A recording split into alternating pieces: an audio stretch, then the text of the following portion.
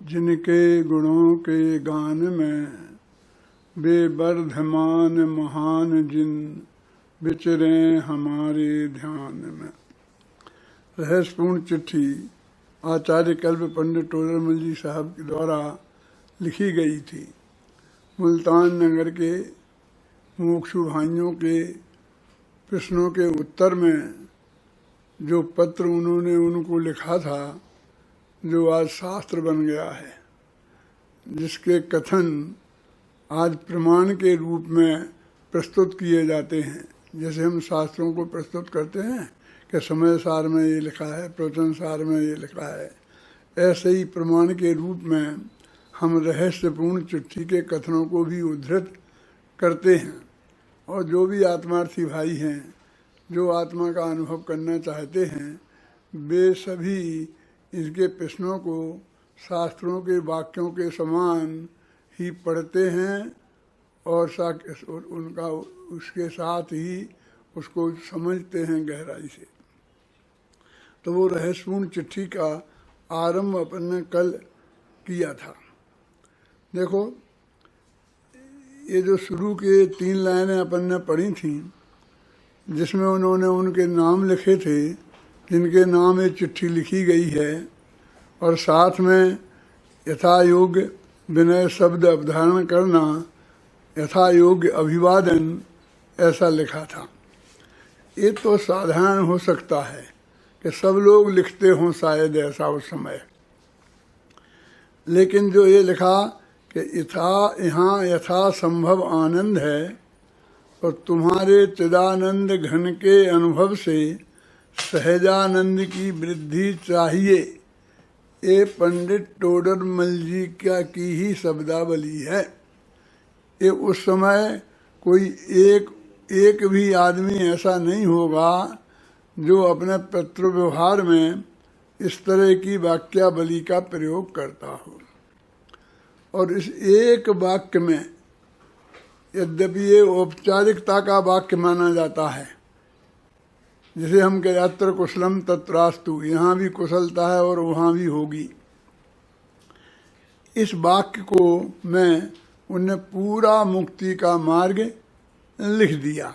देखिए, चिदानंद घन के अनुभव से, एक तो एक मुक्ति का मार्ग कैसे उत्पन्न होता है, काय के आश्रय से उत्पन्न होता है। हम और बहुत बातें करते हैं कि देवशास्त्र गुरु के आश्रय से, फलां के आश्रय से, फलां के आश्रय से। वो कहते हैं कि चिदानंद घन, चिद माने ज्ञान दर्शन और आनंद, ज्ञान दर्शन और आनंद। ज्ञान और दर्शन इस सिद्धांत शास्त्रों का प्रतिनिधित्व करते हैं, और आनंद ये अध्यात्म शास्त्रों का प्रतिनिधित्व करते हैं।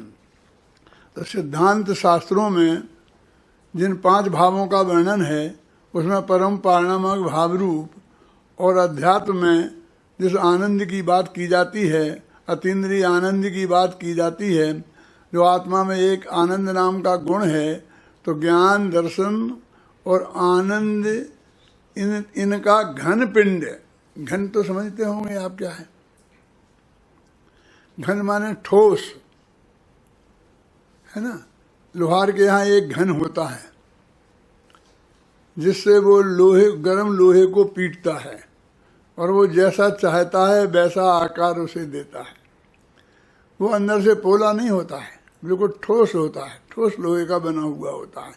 ऐसा ही ये भगवान आत्मा ज्ञान दर्शन और सुख माने आनंद का ठोस पिंड है, पोला नहीं है, बड़ा एकदम ठोस है।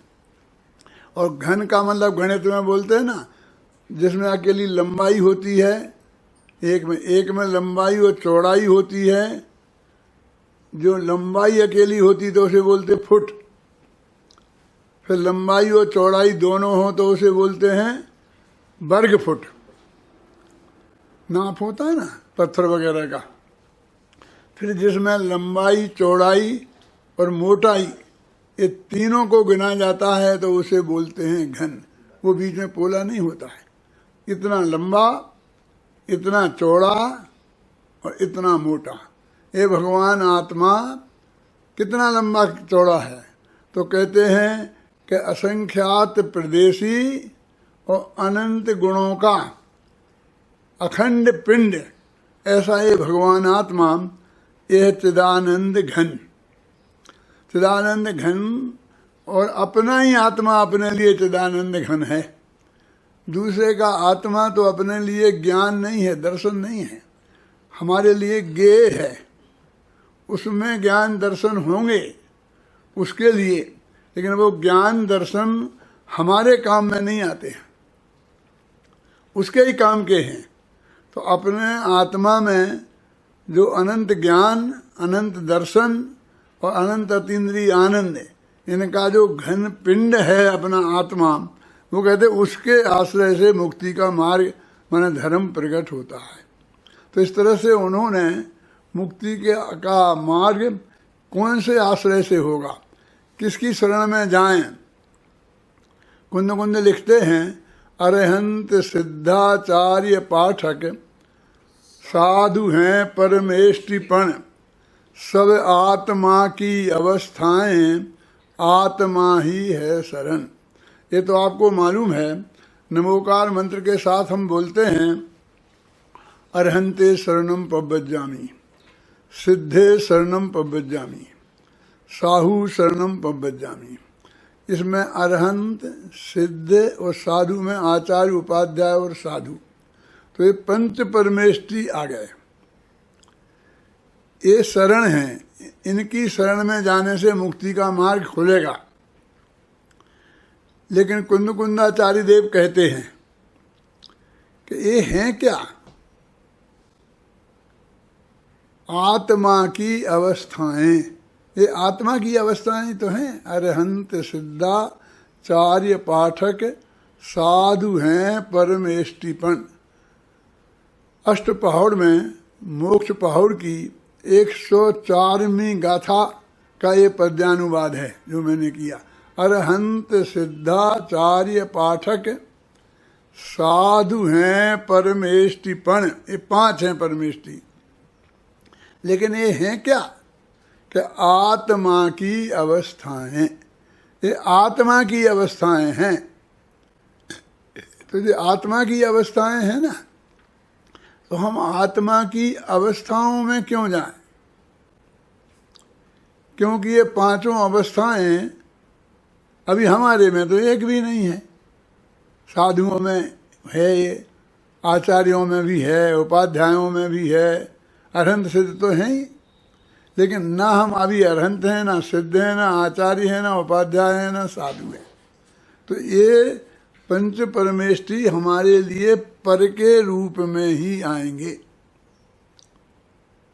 लेकिन ये सब एक आत्मा में उत्पन्न होने वाली अवस्थाएं हैं।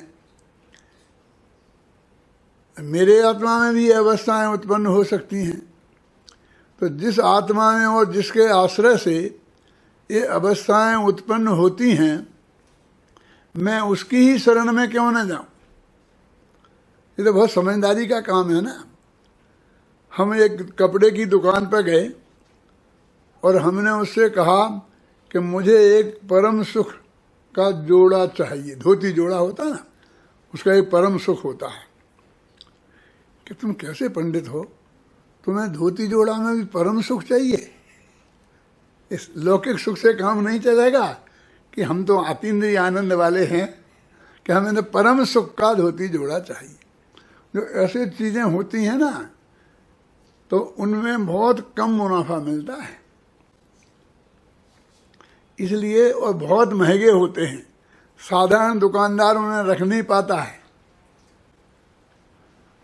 अब कोई वो मांगते आ जाए तो क्या करे, और दूसरा धोती जोड़ा बेचे तो उसमें 100 रुपये की चीज़ 150 रुपये में भी दे सकता है।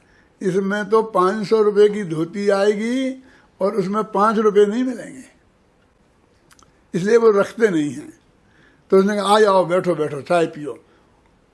और हमें बैठा लिया और अपने बच्चे से कहा, सामने की दुकान पर जा और वहाँ से 4-5 परम सुख के धोती जोड़ा लिया।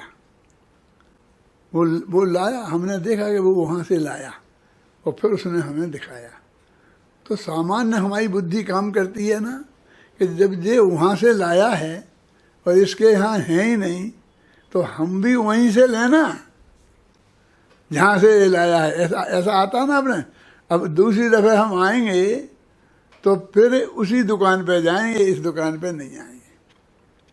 हो सकता अभी भी इससे नहीं खरीदें और फिर उधर जाकर खरीदें, वहाँ भी चाहे उतने में ही मिले, क्योंकि वो तो उसे थोक के भाव देता है और हमारे लिए तो वो रिटेल के भाव ही देगा। फिर भी वहाँ जाते हैं तो वो कहते हैं अरहंत सिद्ध आचार्य उपाध्याय और साधु एक किनकी शरण में गए थे जो अरहंत बने? साधु तो कहते अपने आत्मा की शरण में, आत्मा के ध्यान से गए। उपाध्याय, आचार्य, अरहंत सब आत्मा की शरण में जाने से बचे। तो मैं भी आत्मा की शरण में क्यों ना जाऊं? इसलिए मैं इस गाथा को बोलता हूं कि आचार्य कुंद कुंद का नमोकार मंत्र है। ये भूतबली, पुष्पदंत और कुंद कुंद लगभग एक समय के हैं। कुंद कुंद थोड़े बाद के हैं, लेकिन समकालीन जैसे ही हैं। तो वो उस वक्त उन्होंने अपने मंगलाचरण में अरहंते शरणम पब्बजामि, सिद्धे शरणम पब्बजामि, साहु शरणम पब्बजामि, केवली प्रणतो धम्मम शरणम पब्बजामि एक कहा, तो समझ लो कि उसी के संदर्भ में पंडित टोडरमल जी ये गाथा लिखते हैं कि अरहंत सिद्धाचार्य पाठक साधु हैं परमेष्टिपन, सब आत्मा की अवस्थाएं आत्मा ही है शरण। कि मैं उस एक आत्मा की शरण में ही जाता हूँ। पंडित जी भी यहाँ यही कह रहे हैं कि चिदानंद घन, वो आत्मा कौन है? चिद माने ज्ञान, दर्शन। चिद माने ज्ञान भी होता है और दर्शन भी होता है। इन दोनों गुणों को चैतन्य कहते हैं, चेतना कहते हैं। तो चिद माने ज्ञान और दर्शन और आनंद, इन गुणों का अखंड पिंड, घन पिंड, ठोस। ऐसा जो त्रिकाली ध्रुव भगवान आत्मा है, उसके अनुभव से पर्याय में सहजानंद की प्राप्ति होती है। और सहजानंद की जब प्राप्ति होती है तो उसे बोलते हैं संवर। सबसे पहले सहजानंद की प्राप्ति होती है ना, उसे बोलते हैं संवर। और फिर वो उसमें निरंतर हमारा उपयोग लगा रहे तो उस सहजानंद की वृद्धि होती है। उस वृद्धि को बोलते हैं निर्जरा। और फिर उसकी पूर्णता हो जाती है तो उसे बोलते हैं मोक्ष। तो वो इन तीन में से सहजानंद की प्राप्ति, सहजानंद की पूर्णता और सहजानंद की वृद्धि, उसमें वो बीच का शब्द चुनते हैं। ऐसा ही नहीं लिख दिया, ये बुद्धि पूर्वक उन्होंने ये शब्द चुना है। वो ये कहना चाहते हैं कि तुम्हें सहजानंद की वृद्धि हो, ऐसा कह के कि तुम्हें सहजानंद की प्राप्ति हो। ऐसा अर्थ होता है उसका कि जैसे वो ये मानते हों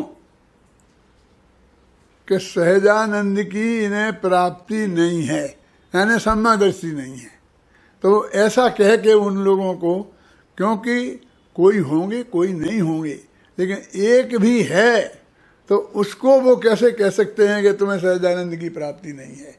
तो वो सहजानंद की वृद्धि कहकर उन्हें ज्ञानी धर्मात्मा मान रहे हैं। और उसकी वृद्धि चाहिए। इस जगत में हम किसी दूसरे को जिससे बहुत श्रद्धा भक्ति रखते हों, बहुत ही स्नेह रखते हों, तो उसे इस जगत की बढ़िया से बढ़िया चीज़ देना चाहते हैं। वो चीज़ हमारे पास होएगी तब तो देंगे ना। तो वो कहते हैं कि होएगी तो देने की बात नहीं है, आशीर्वाद में तो नहीं चाहिए तुम्हें। वो आशीर्वाद तो हम तुम्हें मोक्ष में जाने तक का भी दे सकते हैं ना। क्यों? इसलिए वो कहते हैं कि तुम्हारे उस सहजानंद की प्राप्ति तो तुम्हें हो ही गई है, और अभी मैं मान नहीं सकता कि पूर्णता हो गई। पूर्णता हो जाती तो आप मोक्ष में होते। मान लो अरहंत होते तो आज अरहंत भी नहीं कोई दिखाई देता है इस पंचम काल में। इसलिए तुम्हारे उस सहजानंद की वृद्धि हो। तो इसमें उन्होंने एक प्रकार से पूरा मोक्ष मार्ग बता दिया। अब ऐसी चिट्ठी शास्त्र नहीं बन जाए तो फिर और क्या शास्त्र बनेगा। हम बड़े से बड़े शास्त्रों को पढ़ते हैं और आद्योपांत पूरा पढ़ जाते हैं, लेकिन उसमें हमें ये मर्म जानने को नहीं मिलता। ये पुराण ग्रंथ है ना बहुत से, तो कहानी पढ़ते हैं राम की, कृष्ण की, किसी की भी कहानी पढ़ते हैं, महावीर की, आदिनाथ की, तो पढ़ जाते हैं। हमें वो कहानी ही याद रहती है, हम उस कहानी की ही चर्चा करते हैं। हम भरत चक्रवर्ती की बात करेंगे तो 6 खंड की विभूतियों की बात करेंगे, उनके हाथी घोड़े गिनाएंगे, उनकी पत्नियां गिनाएंगे कि इतनी पत्नियां थीं, आए क्या 84 लाख हाथी थे, 18 करोड़ घोड़े थे। उन हाथी घोड़े की बात करेंगे, लेकिन वो आत्मा के अनुभवी थे, उन्हें चिदानंद घन की प्राप्ति हो गई थी और निरंतर चिदानंद घन की वृद्धि हो गई थी। उसकी हम बात ही नहीं करते हैं, और करें तो ऐसा नहीं लगता कि हमने कोई भरत चक्रवर्ती की बात की है, कि हम उसकी कहानी आपको सुनाई है। यदि हम 1 घंटे तक उनके इस आत्मानुभव के बारे में बोलते रहें तो कि उन्होंने तो कुछ बोला ही नहीं है, चिदानंद घन कहते रहे हैं। और इतनी पत्नियां, इतनी रानी, वो भोजन करते थे तो 10,000 गायों को घास नहीं खिलाते थे, दूध पिलाते थे, और 10,000 गायों का जो दूध निकलता था वो 1,000 गायों को पिलाते थे। फिर 1,000 गायों का जो दूध निकलता था वो 100 गायों को पिलाते थे। फिर 100 गायों का दूध जो निकलता था वो 10 गायों को पिलाते थे। 10 गायों का दूध निकलता था वो 1 गाय को पिलाते थे। और उस गाय के दूध से जो खीर बनाते थे वो खीर खाते थे। वो खीर वो और उनकी पत्नी, वो 2 ही पचा सकते हैं पट्टरानी, कोई तीसरा नहीं पचा सकता। सारी सेना नहीं पचा सकती। यदि सेना को खिला दो तो सबको दस्त लग जाए। तो ऐसे वो क्या खाते थे और वो उसकी खीर कैसे बनती थी, इसकी बात हम कहते हैं और बहुत आनंदित होते हैं, और सुनने वाला भी माथे पे आश्चर्यजनक आंखें फाड़ फाड़ के देखता है कि हाँ बहुत बड़ी बात बताई, आज तो हमने बहुत बड़ी बात बताई। कि क्या बताई? कि चक्रवर्ती की खीर। लेकिन टोडरमल जी को 1 लाइन लिखने का मौका मिला तो वो कहते हैं चिदानंद घन की अनुभव से जो आनंद है उसकी तुम्हें वृद्धि हो, ऐसा मैं चाहता हूँ। चिदानंद घन के अनुभव से सहजानंद की वृद्धि चाहिए। अपरंतु तो अभी लौकिक बात करते हैं। अपनी जो आध्यात्मिक बात उन्होंने कर दी, अभी लौकिक बात करते हैं कि आपका पत्र भाई श्री राम सिंह जी भवानी दास जी पर आया था। उसके समाचार जहानाबाद से मुझको अन्य साधर्मियों ने लिखे थे।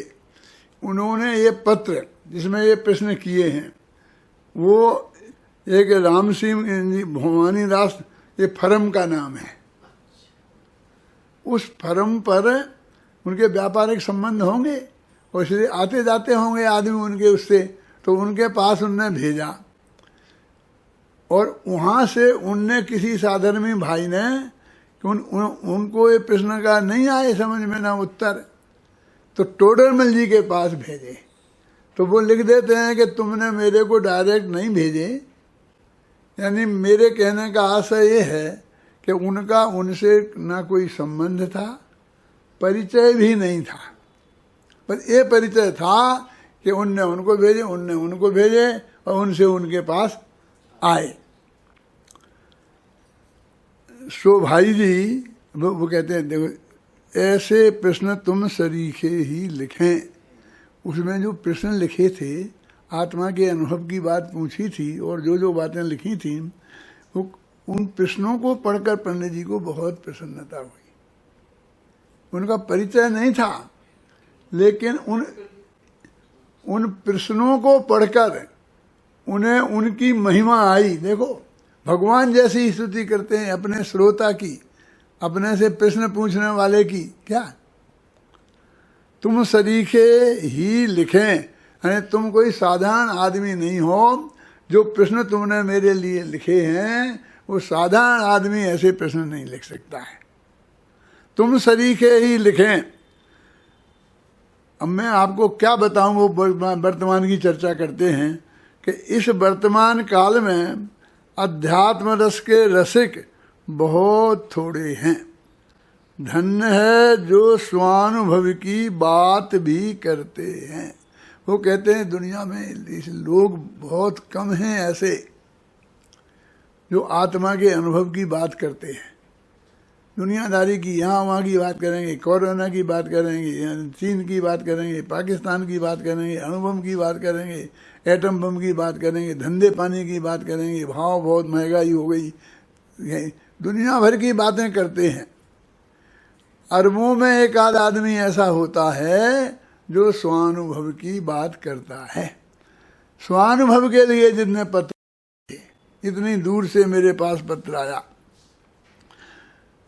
उनने कहा स्वानुभव की बात करते हैं, ये बहुत कम हैं कि आपके यहाँ कम होंगे, हमारे यहाँ तो बहुत हैं। हम तो रोज ही ना वही चर्चा करते हैं, तो वे शास्त्र का प्रमाण देते हैं। देखो बात तो क्या थी कि स्वानुभव की बात करने वाले बहुत कम हैं, और जो उनने उदाहरण दिया वो प्रमाण पेश किया। पद्मनंदी पंचविंशतिका का एकत्व जो नाम का अधिकार है उसका 23वां छंद कि तत्प्रति प्रीति चित्तेन एन वार्तापि ही श्रुता निश्चितम सा भवेद भव्यो भावी निर्वाण भाजनम। कहते हैं कि उस भगवान आत्मा की जो विज्ञान घन है ना, जो कैसा है, चिदानंद घन। वो विज्ञान घन आता है समय सार में, है ना, इसमें चिदानंद घन है।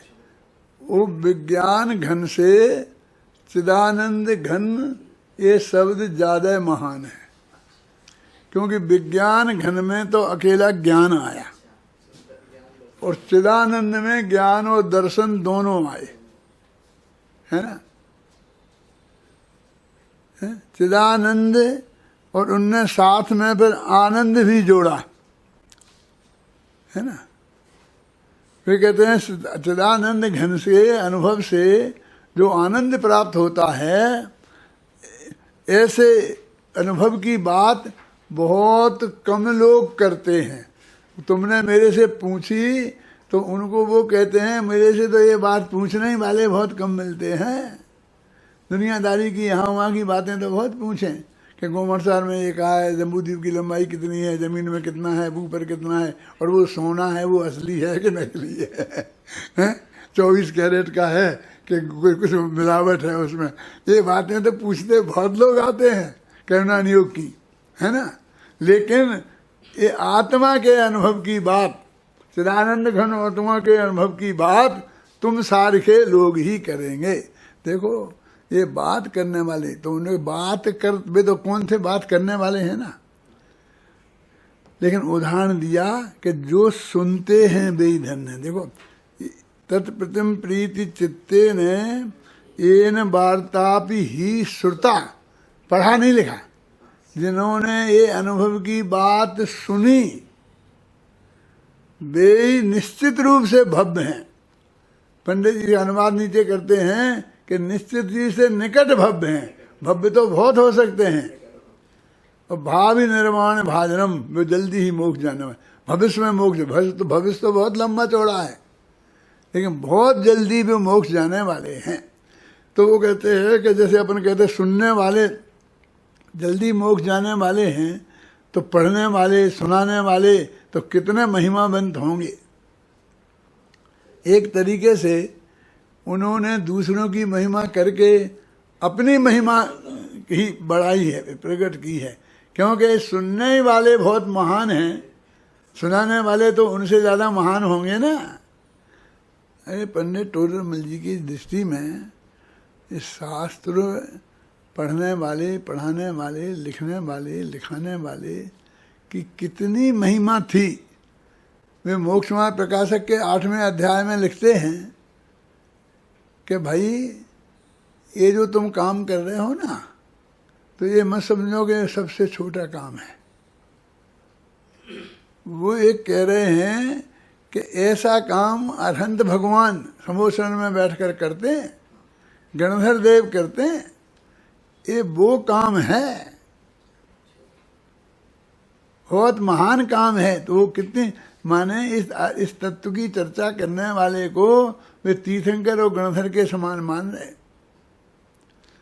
और उसका मैनेजमेंट करने वाले को वे भी ये नहीं समझ रहे कि हमको तो इसमें लगा दिया है, हम ये करते रहें, ये करते रहें।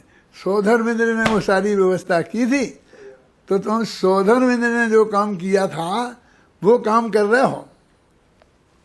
कि सब क्या बात करते हो, कहाँ सौधर्मेंद्र हो, कहाँ हम, कहाँ राजा भूज हो, कहाँ गंगू तेली हैं, कहाँ अरहंत हो, कहाँ तुम। कहते भाई ये बात सही है कि अरहंत के सामने हम बहुत छोटे हैं और सौधर्मेंद्र के सामने तुम भी बहुत छोटे हो, लेकिन जो हम बात कह रहे हैं बात वही है। ये समझना बहुत मार्मिक बात है। महिमा बात की है, हमारी तुम्हारी नहीं है। देखो हमें कैवेंडर की सिगरेट चाहिए, हमें आदत पड़ी है वो कैवेंडर की सिगरेट पीते हैं तभी हमको मजा आता है। तो अब कहाँ मिलेगी वो? कैसा भी वो लंदन में कारखाना है उसका और वहाँ मिलती है, तो अब लंदन में तो हम जाने से रहे। क्यों? और पहुँच भी गए हम लंदन में तो कारखाने के अंदर हमें घुसना नहीं देगा। हमको एक पैकेट चाहिए, और कुछ लोग तो एक पैकेट में से भी एक सिगरेट चाहिए। कौन पैकेट अपनी जेब में रखेगा? तो कहते पान वाले के पास जाओ। तो पान वाले के पास जाओगे तो पान की दुकान पे वो कैवेंडर का पैकेट मिलेगा, उसमें वो तोड़ के तुम्हारे सामने एक सिगरेट निकाल के तुम्हें देगा, और उसके भी 2-5 रुपए जो लेना होगा वो तुमसे ले लेगा और तुम्हें दे देगा। क्या बात करते हो तुम? कहाँ वो बनाने वाली कंपनी, वो कहाँ उसका मालिक, वो कहाँ ये पान वाला, कि हम पान वाले के पास जाएं कि भैया तुझे एक सिगरेट चाहिए हो और यहाँ चाहिए हो हैं, तो तुझे पान वाले के यहाँ ही जाना पड़ेगा। कि पान वाला, कि पान वाले की बात मत करो, वो सिगरेट है वो ही है जो उस कंपनी में बनी है। क्या? उस सिगरेट में कोई फर्क नहीं है। ऐसे अनंत भगवान के समोसरण में जाने की तुम्हारी सामर्थ्य नहीं है, कैसे जाओगे विदेश क्षेत्र? यदि तुमको यहीं वही माल चाहिए तो पान वाले के पास ही जाना पड़ेगा, और हम पान वाले हैं। हम तुम्हें वो बात सुनाएंगे जो 100 इंद्रों की उपस्थिति में, गणधर देव की उपस्थिति में अनंत भगवान ने समोसरण में बैठ के सुनाई थी। वो बात हम तुम्हें सुनाएंगे। और हम तो कहते हैं कि तुम हमें भले ही कुछ मानो चाहे नहीं मानो, हमें कुछ नहीं मनवाना है, लेकिन ये बात की महिमा तुम्हें आनी चाहिए। और हमें तो इस बात को सुनने वाले की इतनी महिमा है कि वो प्रश्नों का जवाब लिखने के पहले वो उनकी जो धन्य हैं वे जो स्वानुभव की बात भी करते हैं।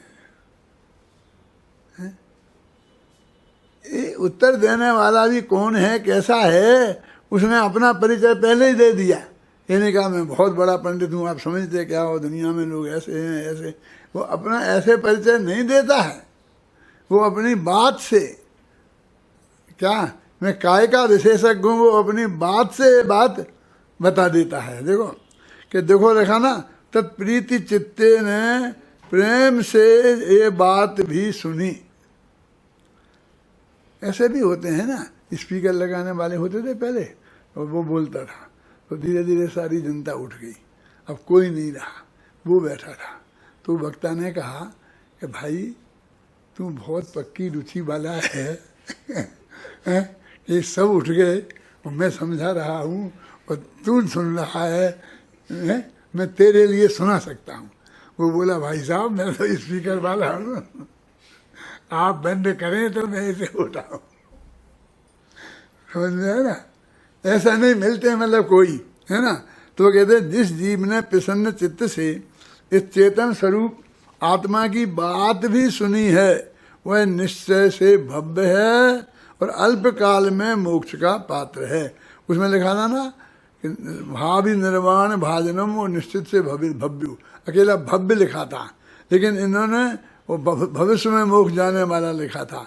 लेकिन ये कहते हैं जल्दी से मोक्ष जाने वाला है, लिखा ना नीचे,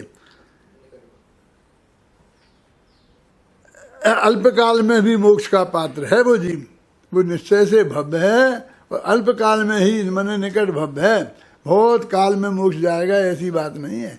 इस तत्व की आत्मा की बात को रुचि पूर्वक सुने तो वो निकट भव्य के बिना नहीं है, जो इसमें लगा रहे अत्यंत रुचि पूर्वक अंदर से, तो वो ऐसा समझ लो कि वो निकट भव्यों का जीव ये सब इकट्ठे हुए हैं। ये सारे देश में विश्व में से छट के आते हैं कि नहीं आते। अभी ये तो अपना भाषण है, ये सारी दुनिया में जा रहा है, अपने कोई रोक टोक तो इसमें किसी को है नहीं कि तुम सुन सकते हो तुम नहीं सुन सकते हो, ऐसा तो कुछ है नहीं ना। लेकिन जिनको सुनना होगा सुनेगा, हर एक के पास फोन है, हर एक के पास ये है वो नंबर है, और आप चिल्ला के बताते हैं कि इससे चलाओ, इस तरह से चलाओ तो विज्ञापन कर, तो तुम्हें ये बात सुनने को समझने को मिलेगी। कौन सुनता है, कौन समझता है। घर में एक आदमी निकाल के बैठ के सुनता है तो बाकी गप्पे लगाते रहते हैं, तो कोई वो दूसरा काम नहीं कर रहे होते हैं, चाय पीते रहते हैं, खाते पीते रहते हैं, और वो कहे कि भाई जरा तुम बातें धीरे धीरे करो, मैं ये सुन रहा हूँ। तो वो कहते हैं तुम जरा आवाज़ से मद्दी करो, तुम्हारी इस आवाज़ की वजह से हम डिस्टर्ब होते हैं। ऐसे इस लोग इस जगत में हैं। तो वो कहते जो प्रीति से इस बात को सुनते हैं वे कितने धन्यवाद के पात्र हैं कि हमें तो आज तक किसी ने धन्यवाद दिया ही नहीं। कि तू ले लेना इस बात को इतनी प्रीति से पूर्वक सुन, तो टोडरमल जी का धन्यवाद तेरे को लिखित मिला हुआ है ना कि नहीं मेरे को तो वो चाहिए जो मैं अपने घर पे जड़वा सके लग सकूँ। तो इस पेज को तू निकाल के इस पर करवा ले लेना है, क्यों फोटो कॉपी करके और कांच में जड़वा करके अपने घर में लिख ले, तेरा अभिनंदन पत्र है। क्यों मैं सुनता हूँ अत्यंत प्रेम पूर्वक, है ना। सो भाई जी तुमने प्रश्न लिखे, उनके उत्तर अपनी बुद्धि अनुसार लिखते हैं। अब बोले तभी उनका उत्तर हम अपनी बुद्धि अनुसार लिखते हैं। आगम का आधार तो रह गई, लेकिन वो आगम तो तुम्हारे पास भी है। वो अकेले आगम से ही पढ़ने होते तो बे ही वहाँ पढ़ लेते ना। तो अपनी बुद्धि अनुसार लिखे, साहब अभिमान की बात करते हैं, अपनी बुद्धि की क्या बात है, उन्हें तो शास्त्र के आधार से पढ़े थे, वही लिखे हैं, वही बताए हैं। अरे भाई शास्त्र तो सबके पास रखे हैं, सबके, किसके पास मोक्षमान प्रकाशक नहीं है, किसके पास समय सार नहीं है। और ये समय सार जो है ना ये दिगंबरों के पास था। हम रोज ही ना बोलते थे कुंद कुंदारे को, गौतमो गणी के बाद कुंद के लेखक को याद करते थे, लेकिन कोई ने उठा के देखा। और कांजी स्वामी जिस संप्रदाय में थे वहाँ तो समय सार था ही नहीं, वो समय सार का विरोध था। वे तो दिगंबर परंपरा का विरोध करते थे ना, थानावासी लोग आज भी करते हैं ना। वहाँ उनको ये कहाँ मिलने की संभावना थी, हैं? मिल गया, कहाँ मिल गया उनको, किसी ने। वो तो एक ये अच्छी बात करते थे, आत्मा की बात करते थे, रुचि थी जरा, तो एक आदमी के पास ये था, एक वकील था वो तो, और उस वकील को कहीं से मिल गया होगा। जैसे लोग भेंट में दे देते हैं ना अपने, जैसे अपन आए यहाँ कोई आया तो अपन बांट देते, 100 समय सार बांट दो सबको। हमने बांट दिया तो उसे भी मिल गया। वो तो वैसे ही आया था समय काटने के लिए, हैं? वो तो धर्मशाला मान के ठहरा था यहाँ, और ये देखा कि यहाँ आके बैठ गया, उसे मिल गया। और उसके मैं क्या करूँगी, ये संत हैं, इनको दे दो। उसने भी कोई बहुत भक्ति श्रद्धा के साथ दिया होगा, नहीं दिया होगा ये भी मैं नहीं कह रहा हूँ, ये तो उसकी रुचि की बात ये है। और गुरुदेव शायद जानते भी होंगे कितनी रुचि वाला कैसा क्या है। अपन तो कहते उनने उनको दे दिया, जैसे ग्वाले ने पूरा भव में दे दिया था ना कि भाई मुनिराज को दे दो, ये शास्त्र में पढ़ेंगे। और लिखते हैं सो जानना और अध्यात्म आगम की चर्चा गर्भित पत्र शीघ्र ही दिया करें। मिलाप तो कभी होगा तब होगा, और निरंतर स्वानुभव का अभ्यास रखोगी जी। देखो कितनी मार्मिक बात है। अभी तक तो चर्चा नहीं शुरू की, अभी प्रश्न भी नहीं लिखा, अभी उसका उत्तर नहीं लिखा, ये तो उसके पहले जो बात है ये उसकी बात है। कहते मैं लिख रहा हूँ तो मैं तुम पढ़ना, लेकिन मैं तुमसे एक निवेदन करता हूँ कि ऐसे अध्यात्म और आगम की चर्चा से गर्भित पत्र, वो उसके प्रश्न नहीं कह रहे, ये पत्र तुम मुझे लिखा करना। ये दुनियादारी की गप्पों की बातें मुझे नहीं लिखना, लेकिन ऐसे पत्र तुम मुझे लिखा करना। पहले ही निवेदन करते हैं क्या, आगम और अध्यात्म की चर्चा से गर्भित पत्र शीघ्र दिया करें, क्योंकि मिलाप तो कभी होगा तब होगा, होगा तो होगा और नहीं भी हो। उस जमाने में जयपुर की और मुल्तान की जो दूरी है, तो ऐसा थोड़ी है कि अभी अभी बढ़ गई कि घट गई, लेकिन वो लंबाई यदि नापेंगे तो लंबाई तो उतनी ही होगी, दूरी तो उतनी ही है। और आज तो पाकिस्तान में चला गया, यदि उधर मुल्तान जाना हो, मुल्तान से यहाँ आना हो तो वीज़ा लेना पड़े, क्यों, और बॉर्डर से आना पड़े। इसलिए इतना मिलना उस वक्त आसान नहीं था। वे आएंगे और यहाँ टोडरमल जी को मिल जाएंगे, और टोडरमल जी के पास समय होगा कि नहीं होगा, और टोडरमल जी भी वहाँ जाएंगे यदि अपने काम से, और वे मंदिर में जाएंगे और लोगों से कहेंगे मेरी बात सुनो, तो कोई सुनेगा कि नहीं सुनेगा, इसका कई ठिकाना है।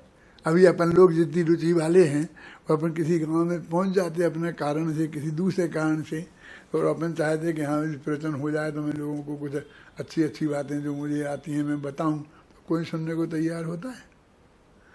अरे मैं तो खुद अपनी बात कहता हूँ कि मेरे गांव में जहाँ मैं पैदा हुआ हूँ, अथवा मेरी ससुराल के गांव में मैं जाता हूँ तो वहाँ लोग सुनने को तैयार नहीं होते। ये सब जानते हैं कि सारी दुनिया मुझे सुनने को तरसती है, ये जानते हैं, ये कहते भी हैं, ये जानते हैं। ये विदेश में बुलाए जाते हैं, वहाँ जाते हैं, बिजनेस क्लास का टिकट भेजते हैं, 2-2 आदमी का, वहाँ जल्दी बुलाते हैं लोग इनकी ये बात सुनने के लिए। और ये हमें आज सहज उपलब्ध हैं, वो 2 दिन रहेंगे रिश्तेदारी में, तो ये अपन इन चाहें तो सुन सकते हैं, क्यों। 4 आदमी भी नहीं बैठते हैं, वो कहता तो कोई है ही नहीं कि आप करो प्रवचन, लेकिन अपने ही बैठ जाओ जाकर के, उठा के किताब खोल के, तो भी देख देख के निकल जाते हैं। कोई समझ लो, तब आपको मालूम पड़ेगा। आज के ज़माने में अपन तो काफ़ी लोकप्रिय हो गए, तो बहुत लोग मिलते हैं हर जगह सुनने वाले, लेकिन टोडरमल जी के ज़माने में ऐसी पोजीशन थी, ख्याल में है ना। तो वो कहते जब भी उन्होंने चिट्ठी लिखी थी तब वे 30-35 वर्ष के होंगे, कल अपन ने निकाल के बताया था ना। तो ऐसी स्थिति में हर जगह इसकी बात, यहाँ तो जयपुर में तो मान लो सुनने वाले होंगे, लेकिन उस वक्त तो जयपुर में भी नहीं होंगे। इसलिए मैं बार बार लोगों से कहता हूँ, कभी कभी लोग नाराज़ भी होते हैं गुरुदेव इसके बारे में कहता हूँ, टोडरमल जी के बारे में, कि उनको आजीविका के लिए सिंघाना जाना पड़ा और किसी सेठ के यहाँ मुनीमी करनी पड़ी। जयपुर में कोई सेठ नहीं था जो उन्हें मुनीमी की भी नौकरी दे देता, जैनियों में था ना, बड़े बड़े थे ना, जो जवेरी थे, जवेरियों का गांव था ये तो है। तो आप समझो कि क्या क्या इज्जत थी समाज की दृष्टि में, क्या इज्जत है ख्याल में। अभी भी मैं जब तुम्हारी उम्र का था ना थोड़ी, तो हम भी गए ऐसे ही प्रवचन करते थे, बहुत लोकप्रिय प्रवचन होता था, और तत्व की बात भी हाथ आ गई थी, वो भी समझाते थे, लेकिन कोई सीधे मुंह बात नहीं करता था। नौकरी की बात करो तो 50 रुपये महीना बताते थे, क्या कहाँ इस जगत में कीमत ज्ञान की। तो टोडरमल जी ये बात लिख रहे हैं तो कोई ये साधारण बात नहीं है ना। मिलाप तो कभी होगा तब होगा, क्योंकि इस काम के लिए तो ना तुम यहाँ आ सकते हो ना मैं आ सकता। अब और कोई निमित्त मिल जाए, तुम तीर्थ यात्रा को निकलो और इधर आ जाओ, ऐसा मिलना हो जाए। कभी कभी तीर्थों पे तो मिलना हो भी जाता है, लेकिन जो तीर्थ नहीं है हाँ, ऐसा भी संभव नहीं है। और निरंतर स्वानुभव का अभ्यास रखोगे जी, और आत्मा के अनुभव करने की कोशिश तुम करते रहना। उनको लिखते हैं, अभी अनुभव की बात नहीं करी, कोई जवाब नहीं दिया, पत्र तो लिखना तुम मुझे, समझे ना, लेकिन आत्मा का अनुभव करने की कोशिश तुम निरंतर करना। आप सोचो क्या प्रेरणा दे रहे वो। आज अपन किसी को चिट्ठी लिखें, रिश्तेदार को भी लिखें ना, और अपन को अंदर से तीव्र विकल्प आवे कि ये तत्व की इतनी गंभीर बात है, तो ये इनको भी समझ में आवे तो अच्छी है, रुचि होवे तो प्रेरणा लिखें तो हंसते हैं लोग उसको पढ़ करके कि देखो इन्हें साधारण पत्र में भी और इनको ये सूझती है। शादी का कार्ड डालें और उसमें भी ऐसा लिख दें कि तुम आत्मा का अनुभव करना, प्रश्न सुनना, ये रखना। आप समझें, तुम्हारी शादी में कोई अच्छे अच्छे विद्वान आए तो अपने यहाँ उनका प्रवचन रखवाना, तो कहेंगे कि देखो कैसा प्रचार करना है, इन्हें अपना कैसा प्रचार करना है, होता क्या नहीं होता है? वो इसकी परवाह नहीं करता। यदि ये ज्ञानी जन ऐसी परवाह करने लगते होते उपेक्षा करने वालों की, तो ये तत्व ज्ञान उनके साथ ही खत्म हो जाता।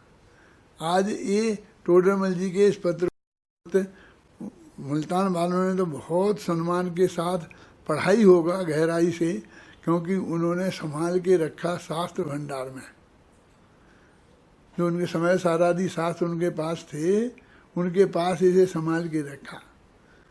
ये नहीं कह रहा उन्होंने कोई उपेक्षा की होगी, लेकिन ऐसे भी जगह लोग हैं कि बढ़िया से बढ़िया बात आती है। देखो अखबार में अपन लिखते हैं ना, बीतरा विज्ञान में लिखा, जैन पथ में लिखा, अब किसी ने तुम्हें ने बहुत अच्छा लेख लिखा, यहाँ से सुना था कहीं था, कितने लोग पढ़ते हैं, और पढ़ते हैं तो कितनी रुचि से पढ़ते हैं, और फिर उसको बस उस अखबार को ऐसा रद्दी में फेंक देते हैं। कौन संभाल के रखता है?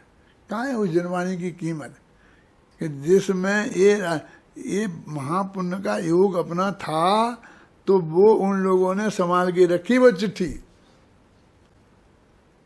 और ये हिंदुस्तान के दो टुकड़े हुए, हिंदुस्तान और पाकिस्तान बना, और वो पाकिस्तान में चला गया, तो उनके साथ यहाँ जयपुर में आ गई। जो आदर्श नगर का मंदिर है वो जयपुर में है। वो लोग सुनाते हैं कि उनको गवर्नमेंट की तरफ से एक प्लेन की व्यवस्था हुई थी कि तुम सब जैनी यहाँ से जाना चाहो तो जयपुर या दिल्ली, जहाँ जाना चाहो वहाँ तुमको हम यहाँ से भिजवा देंगे। जो भी पैसा लिए होंगे, जो भी हुआ होगा, लेकिन व्यवस्था हुई थी। तो उस व्यवस्था में उन सबको यहाँ आना था। सबको आना था तो आदमी तो सब आएंगे ही, औरतें बच्चे भी सब आएंगे, उन्हें तो छोड़ नहीं सकते हैं। अब घर के सामान में, क्योंकि पूरे जो इनके घर 30, 40, 50, 60, 70 घर थे, तो भी 60, 70 घर के सारे बच्चे सब आए तो पूरा प्लेन भर जाएगा। तो उनका सामान, जैसे अपन जाते हैं तो 20 किलो लेते हैं, उसमें ही प्लेन भर जाता है। तो वहाँ से भी कितना लेके आएंगे। और उनको सब मूर्तियाँ और शास्त्र भी लाने थे, शास्त्र भी बहुत थे, तो मूर्तियाँ और शास्त्र उनने पहले रखे। और अपना घर का सामान छोड़ दिया, जो छूट गया वो छूट गया, समझ गए ना। लेकिन इस कीमत पर वो लाए, उसमें वो चिट्ठी आई। आज हमसे इतने 5 चिट्ठियाँ पड़ी होंगी तो उसे तो हम कूड़ा में फेंक देंगे, कोई किताब हो तो शायद रख भी लेते, वो तो चिट्ठी थी ना, आप समझिए ना। लेकिन वो आ गई भाग्य से, और आज अपन को मिल गई मूल कॉपी उनके हाथ की लिखी हुई है, तो ये बड़े मर्म की बात है। अब स्वानुभव दशा में प्रत्यक्ष परोक्षादिक प्रश्नों के उत्तर स्वबुद्धि अनुसार लिखते हैं। अनुभव में प्रत्यक्ष परोक्षादिक के प्रश्न उन्होंने लिखे होंगे। क्या लिखा कि आत्मा का अनुभव होता है वो प्रत्यक्ष है कि परोक्ष है, सम्यक दर्शन होता है वो प्रत्यक्ष है कि परोक्ष है। अब मैं ये कहना चाहता हूँ इसमें मर्म की बात कि वो प्रश्न तो अभी चलेंगे कि वो पंडित जी उत्तर में लिखते हैं, भैया तुम लिख रहे हैं अनुभव की बात, उसमें प्रत्यक्ष परोक्ष सम्यक दर्शन की बात, तो ये तो ज्ञान के भेद हैं, ये सम्यक श्रद्धा गुण के भेद नहीं है। तुम्हें सम्यक दर्शन प्रत्यक्ष होता है कि परोक्ष होता है, ऐसा मुझे कैसे पूछ रहे। यानी उनने पहले ही वो चोट की कि तुम्हें इतना ही पता नहीं है कि ये ज्ञान के भेद हैं कि श्रद्धा के भेद। ये ऐसे श्रोता उनके सामने आए और जिनकी वो ऐसी बड़ी गलती सबसे पहले उन्हें बताते हैं, फिर भी उन्हें कितनी महिमा ऊपर गाई, वो पत्र पढ़ के ही गाई होगी, ऐसा थोड़ी कि पत्र पढ़ा नहीं होगा। अरे वो कहते हैं कि ठीक है सब तरह की होती हैं, स्थूल बुद्धि भी होते हैं, मंद बुद्धि भी होते हैं, नहीं गया होगा ध्यान इस पर कि हमको इस सम्यक दर्शन में श्रद्धा गुण में प्रत्यक्ष परोक्ष का भेद नहीं लगाना चाहिए। तो वो उसकी उपेक्षा करके, उसकी भलाई बुराई करके उसका प्रश्न का उत्तर नहीं दें, ओके क्या आशय तुम्हारा होगा वो समझ करके कि भाई उससे पहले जो आत्मा होता है तो आत्मा दिखाई देता है क्या नहीं देता है। हर एक को ये प्रश्न रहता है, क्योंकि हर एक कोशिश करता है तो आत्मा दिखाई तो देता नहीं है, वो देगा भी नहीं। क्यों कि वो तो रूप रसगंध स्पर्श से रहित है और हमारी चमड़े की आँखों से तो रूप रसगंध स्पर्श दिखाई देते हैं। हमारे पास और ज्ञान का दूसरा कोई प्रकार है नहीं, वो अनुभव वाली ज्ञान हमारी समझ में आता नहीं है। तो इसलिए कहते हैं कि ऐसे प्रश्न होंगे और पंडित जी कहते हैं जैसा उनसे संभव होगा उत्तर देंगे। अभी तो उनने उत्तर दिया नहीं, ये तो ये समझा रहे हैं, ख्याल में ना, ये समझाने की कोशिश कर रहे हैं। हम भक्तांबर जी पढ़ते थे और हमारे गुरुजी हमें पढ़ाते थे, तो पढ़ाते पढ़ाते 8वें छंद पे आए, फिर उसमें लिखा अमारभ्यते तनुधियापि तब प्रभावात, हे भगवान मैं आपकी स्तुति आरंभ करता हूँ। तो मैंने कहा, पर गुरुजी से पूछा उस वक्त, मैं 8-10 साल का ही रहा हूँगा, तो गुरुजी अभी तक तो ये स्तुति करने की बात करते, आरंभ करने की, तो अभी तक क्या किया है ना 8 छंदों में। स्तुति वगैरह तो होती है तो कोई बड़ी किताब तो लिखेंगे नहीं, एक लिमिटेड 48 ही छंद तो हैं, लिमिटेड ही होंगी ना। अरे 48 छंद तो में बहुत ज़्यादा लगते हैं, अरे 4-4 पंक्तियों का एक छंद, तो एक पंक्ति में 4 लिखी जा रहे, ऐसी लिखते थे पुराने ज़माने में पेज में, समझ गए ना। तो 48 पंक्तियाँ हुई, कौन सी ज़्यादा है। तो अभी तो तुम कह रहे कि हम शुरू करेंगे, तो वे बोले कि भाई ये ऐसी यही स्तुति यही है कि अब शुरू करता हूँ, अब बोलता हूँ, मैं कैसे करूँ, मेरे में तो अकल नहीं है, बुद्धि नहीं है, आप तो बहुत हो, यही स्तुति है क्या। और फिर आगे भी क्या लिखा, तुम्हारी माता ऐसी थी, फलाने ऐसी थी, तुम्हारे शरीर पर जिन परमाणुओं से बना है वे परमाणु पृथ्वी में इतने ही थे। क्यों आगे भी वैसी ही बातें कर रहे, वे 8 प्रातिहार बता रहे, और तुम्हारे रोग दूर हो जाते हैं, फलाना हो जाता है, यही बातें कर रहे हैं ना। तो मुझे लगता है कि ये कैसी बात कर रहे हैं। अरे वीतरागता की, सर्वज्ञता की, ऐसी कोई महिमा की बात बताना चाहिए थी। जो तत्व ज्ञान की बात उन्होंने समय में बताई है, वो मतलब मेरे कहने का मतलब क्या है, मैंने इसी विकल्प से ये जो लिखा है भरत का अंतर्द्वंद, तो उसमें करीब 550 छंदों का ग्रंथ है, तो उसमें लड़कों ने कुछ गिने थे अपने पीयूष जी ने किसने कि 185 छंद तो भगवान की स्तुति के हैं। अब मेरे से पूछो आपके क्या लिखा होगा आपने उसमें, कि मैंने कुछ नहीं लिखा, सिर्फ 3 बातें लिखी कि आप सर्वज्ञ थे, आप वीतरागी थे, आप हेतुपदेशी थे। वही 3 बातों को ही मैंने 184-85 छंदों में लिखा। अब क्या लिखा होगा, क्या सामने है, पढ़ के देख लेना। सर्वज्ञता का स्वरूप समझाने की जरूरत नहीं है, वीतरागता का स्वरूप समझाने की जरूरत नहीं है। अरे कि भगवान को क्या समझाना, भगवान को नहीं, लेकिन मैं क्या समझा हूँ भगवान को ये तो बताना, गुरु जी को पाठ तो सुनाना कि भगवान मैं आपके बारे में क्या समझता हूँ। कि बेटा मांग ले, तू मांगता कुछ नहीं है, क्योंकि मैंने आपके स्वरूप में ये समझा है कि एक द्रव्य दूसरे द्रव्य को कुछ ले दे नहीं सकता, कोई भला बुरा नहीं कर सकता है, तो इसलिए मेरे को मांगने का भाव आता ही नहीं है। क्या माने भगवान ये पूछ रहे हो, संबंध पत्र का आता ना, कि जैसे भगवान पूछ रहे हैं कि तीर्थ के समयानांच हैं देवागमन भूयाने काम चामरादि विभूतिया, तो उसी शैली में लिखी कि वस्तु का स्वरूप क्या है। तो ऐसे ही ठीक आई और उन्हें इसमें लिखा गया इसमें आत्मा का अनुभव में प्रत्यक्ष है कि परोक्ष।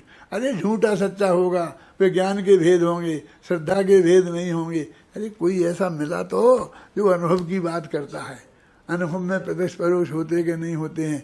वे इतने नहीं गदगद हो रहे थे आत्मा के अनुभव की बात। अभी प्रश्न तो कल से शुरू होंगे, है ना।